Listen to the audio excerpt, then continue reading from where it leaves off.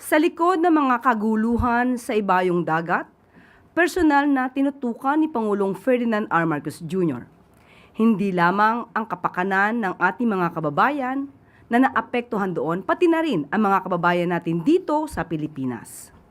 Ang Pangulo na may pusong umaaksyon para sa bayan, ipinag-utos sa lahat ng mga ahensya na siguraduhing ligtas ang mga Pinoy na apektado sa gulo ng Middle East.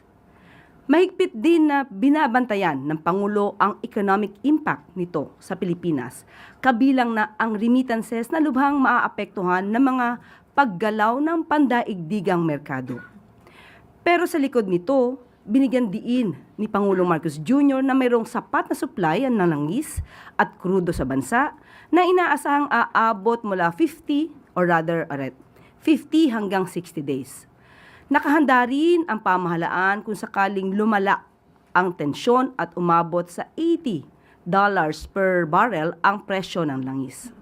Kabilang sa paghahanda ng pamahalaan ang pagbibigay ng fuel subsidy sa mga sektor na lubhang maaapektuhan, kagaya ng transportasyon, agrikultura at pangingisda.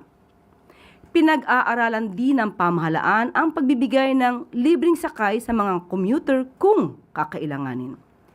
Isa rin sa opsyon ni Pangulong Marcos Jr. ang kausapin ang liderato ng Senado at Kongreso na mabigyan siya ng kapangyarihan upang mabawasan ang excise tax sa produktong petrolyo bilang emergency measure lamang.